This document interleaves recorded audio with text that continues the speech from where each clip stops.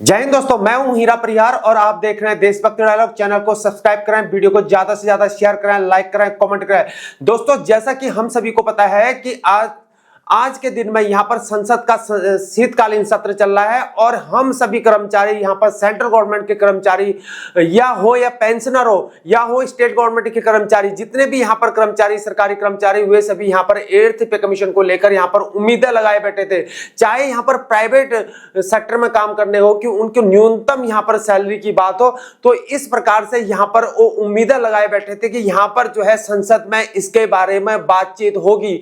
लेकिन जब यहां पर संसद में बातचीत होगी, हालांकि यहां पर बजट सत्र में बातचीत 2025 की भी बात होगी, लेकिन 2026 में यहां पर पे कमीशन की बात हो रही है। लेकिन अब सरकार की जो है यहां पर कोई मंशा नहीं दिख रही यहां पर पे कमीशन वाले मामले में, क्योंकि यहां पर जो है एक लेटर है गवर्नमेंट ऑफ इंडिया को, फाइनेंस मिनिस्ट्री को लेटर भेजा गया है। यहां पर department of expenditure Rajya Sabha under started question number 870 to be answered on Tuesday December 3, 2024, 3 दिसंबर को यहां पर लेटर भेजा गया है। यहां पर constitution of 8th central pay commission Shri Javed Ali Khan द्वारा भेजा गया है।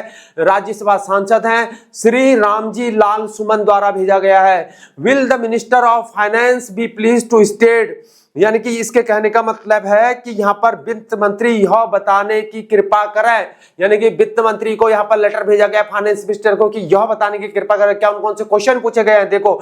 Weather government is actively considering to announce constitution of 8th central pay commission for central government employees during the next budget in February 2025 in view of unprecedented implementary trends. इनके मतलब का मतलब है क्या सरकार यहाँ पर जो है यहाँ पर मुद्रास्फीति की बात हो रही है। मुद्रास्फीति की अप्रत्याशित प्रवृत्तियों को देखते हुए फरवरी 2025 में क्या करेगी, 2025 में अगले बजट के दौरान केंद्रीय सरकार के कर्मचारियों के लिए 8वें केंद्रीय वेतन आयोग के गठन की घोषणा करने पर सक्रिय रूप से विचार कर रही है। यह क्वेश्चन यहां पर रेज किया गया राज्यसभा सांसद के द्वारा, श्री जावेद अली खान के द्वारा फाइनेंस मिनिस्ट्री को, यानी कि वित्त मंत्री को पूछा गया है।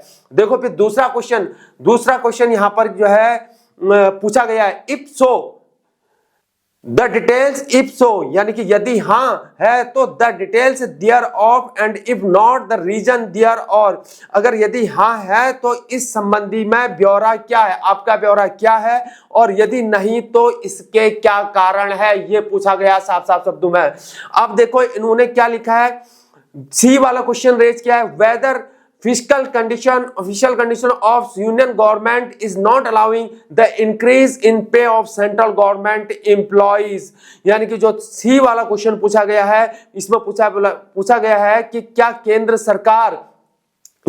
सरकार की जो राजकोषीय स्थिति होती है, और राजकोषीय स्थिति केंद्रीय सरकार की कर्मचारियों के वेतन में वृद्धि की अनुमति नहीं दे रही है, ये पूछा गया है, नहीं दे रही है। या फिर डी वाला पूछा गया इफ सो, यदि हाँ है तो द डिटेल्स ऑफ दियर, तो यहाँ पर तत्संबंधी इसमें ब्यौरा क्या है। ये सारे क्वेश्चन यहाँ पर जावेद अली खान जी राज्यसभा सांसद द्वारा क्या पूछे गए हैं, वित्त मंत्री को पूछे गए, निर्मला सीतारमण जी को पूछे गए। देखो वहां से फाइनेंस मिनिस्ट्री से यहाँ पर आंसर क्या आ रखे हैं, ये भी है minister of state in the ministry of finance Shri Pankaj Chaudhary.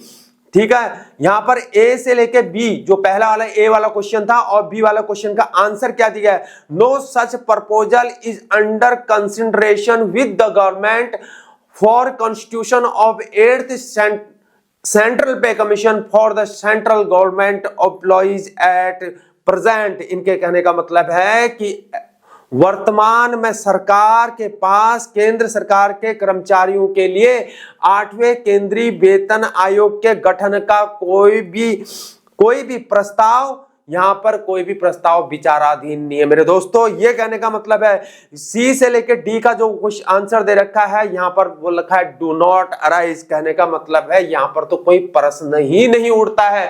तो मेरे दोस्तों, इस प्रकार से यहां पर साफ साफ ये सरकार की अगर ये लेटर, अगर यहां पर प्रूफ है, बिल्कुल सत्य लेटर है, तो यहां पर ये साफ साफ शब्दों में दिखता है कि यहां पर सरकार की कोई भी मंशा नहीं है कि यहां पर 8th पे कमीशन के बारे में यहां पर संसद में बातचीत करें।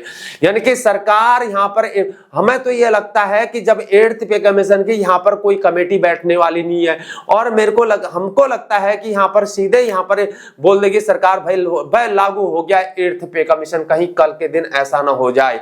मतलब महंगाई चरम आसमान पर चल रही है। और ये भी आपको बता दें कि यहाँ पर जो है, अब जो जनवरी में हम एक्सपेक्टेशन कर रहे थे कि यहां पर डीए 5% बढ़ जाएगा, 4% बढ़ जाएगा, लेकिन जिस प्रकार से महंगाई की दर आसमान छू रही है, लेकिन जिस प्रकार से यहां पर सितंबर का जो सीपीआई दिखाया गया है, इस प्रकार से यहां पर लगता है कि हमारा जो डीए है वो भी 3% से ज्यादा जाने वाला नहीं है। अगर चले ही गया तो यहां पर ज्यादा से ज्यादा मैक्सिमम 4%, अदरवाइज ये 3% से डीए 2025 जनवरी में ये बढ़ने वाला नहीं मेरे दोस्तों। अगर आपको लगता है कि यहां पर 8th पे कमीशन के बारे में यहां पर संसद में यहां पर बातचीत होगी, यानी कि हम सेंट्रल गवर्नमेंट कर्मचारियों के बारे में सोचा जाएगा, हम पेंशनर्स के बारे में सोचा जाएगा, तो इस बारे में जो है हम खाली आस लगाए बैठे हैं। हम उम्मीद करते हैं कि भगवान से जो है सरकार जो है सभी कर्मचारियों को सुने और उसके बारे में यहां पर बातचीत करें। दोस्तों, इसके बारे में आपका क्या कहना है कमेंट बॉक्स में जरूर लिख के बताएं कि आपके क्या विचार हो सकते हैं। और हम लोग यहां पर कुछ कर तो नहीं सकते हैं, लेकिन यहां पर एक वॉइस रेज कर सकते हैं ऐसी सोशल मीडिया की तौर पर। आपकी बातों को, यानी कि आप कर्मचारियों की बातों को यहां पर सोशल मीडिया में हम बोल सकते हैं। अदरवाइज हमारे हाथ में भी ऐसा कुछ नहीं है, चाहे किसी भी मांग की हो उस पर हम वॉइस को रेज कर सकते हैं।